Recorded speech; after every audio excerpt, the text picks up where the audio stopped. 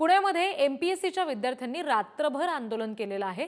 IBPS आणि राज्यसेवा परीक्षा एकाच दिवशी आल्यामुळे हे सगळे उमेदवार आक्रमक झालेत।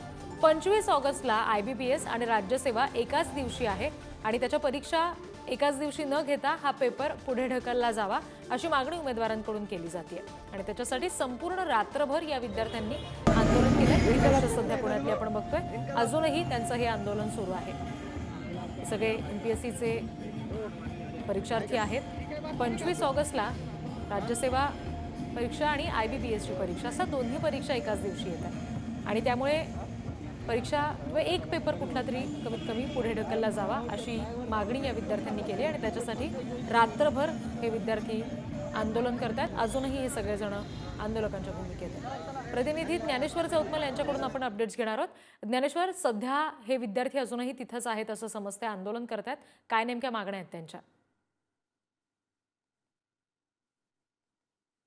काल रात्री 8 वाजता एमपीएससीच्या उमेदवारांचं पुण्यात शास्त्री रोडवर आंदोलन सुरू झालं।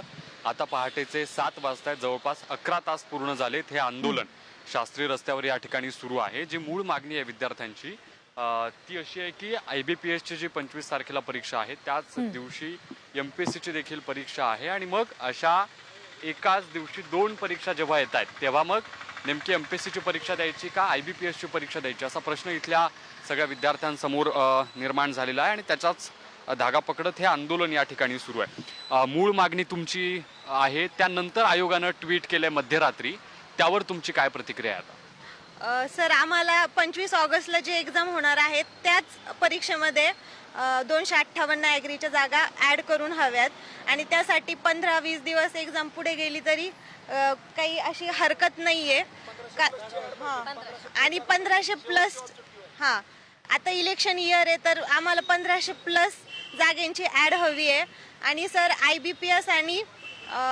एमपीएससी दोन्ही ओव्हरलॅप होतात आहे आणि भरपूर कृषीचे मुलं पण त्या दोन्ही एक्झाम देतात, तर सरकारने आणि एमपीएससी थोडीशी पुढे घ्यावी।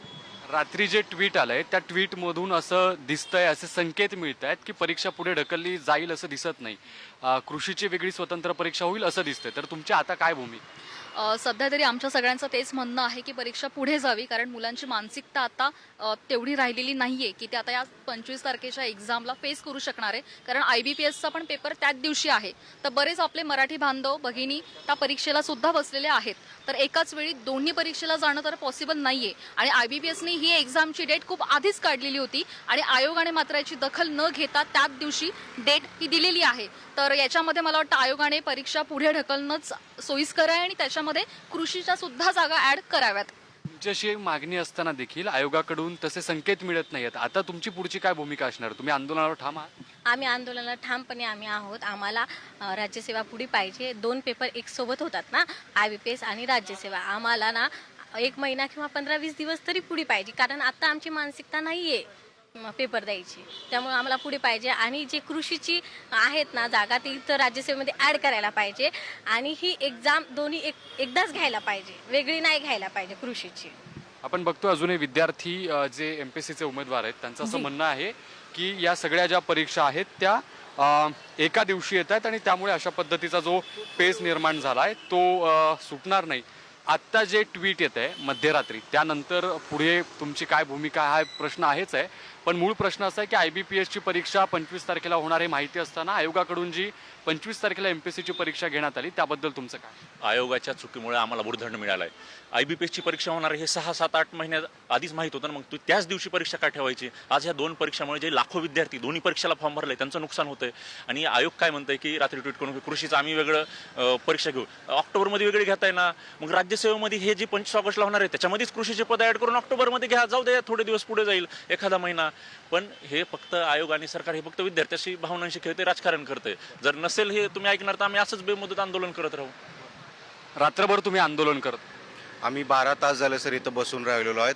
जोपर्यंत आमचा प्रश्न सुटणार नाही त्या वेळेपर्यंत आम्ही इथंच बसून राहणार आहे। आम्ही कोणी अन्नप्राशन केलेलं नाही, पाणीसुद्धा पिलेलं नाही आणि आम्ही अशाच बसून राहणार आहे तोपर्यंत आमचा प्रश्न सोडवला जात नाही।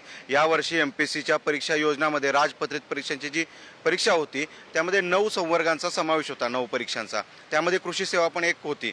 पण ज्यावेळी परीक्षा योजना आली तर सरकारकडे म्हणजे कृषी विभागाकडनं MPSCकडे जागा जाऊन सुद्धा त्या जागा काढलेल्या नाहीत आणि आता आयोग म्हणतंय की आम्ही ऑक्टोबरमध्ये परीक्षा घेऊ. तुम्ही असं आमच्याबरोबर छळ का करतात असं आम्हाला आयोगाला विचारायचं आहे. आम्ही कृपा करून सर्व ही गरीब घरचे विद्यार्थी आहेत, बहुजनांचे विद्यार्थी आहेत, त्यांचा प्रश्न लवकरात लवकर सरकारनं मार्गी लावा, MPSCनं मार्गी लावा अशी विनंती करतोय मी. यात कोणाची चूक आहे असं तुम्हाला प्रामुख्यानं वाटतं? आता तर निदर्शनास येतेच आयोगाची आणि विशेषतः विद्यार्थ्यांच्या हितास्तव जेवढं लवकरात लवकर निर्णय घेता येईल. 4 दिवसावर परीक्षा आहे. परवा समाज कल्याणचा पेपर झाला, 40 ते 45% विद्यार्थी हजरच नव्हते. त्यांची पण ओव्हरलॅपच होती ना एक्झाम. मग विद्यार्थ्यांची काही चुकी नाही आहे, आयोगाचीच चुकी आहे. आपण बघतोय या अशा वेगवेगळ्या मागण्या आहेत, या विद्यार्थ्यांच्या भूमिका आहेत. सरकार काय नेमका निर्णय घेणार हे पाहणं महत्त्वाचं ठरतं. ओव्हरलॅप ज्या परीक्षांच्या मुद्द्याचा विषय आहे तो अगोदर माहिती होता. IBPSची जी परीक्षा आहे ती अगोदर ठरलेली होती. अशा वेळी MPSCनं त्याच दिवशी परीक्षा का घेण्याचं ठरवलं हे मात्र अजून आयोगाकडून उत्तर त्याचं अद्याप मिळू शकलेलं नाही आणि त्यामुळे या सगळ्या अडचणी ज्या आहेत त्या वाढलेल्या आहेत. दुसरीकडे कृषीचा मुद्दा तर आहेच आहे. अगदी अगदी. आणि पुण्यातल्या आंदोलनादरम्यान नेमकं काय घडतंय ज्ञानेश्वर याचे दिवसभरात अपडेट्स घेऊ. तुर्तास धन्यवाद दिलेल्या माहितीसाठी.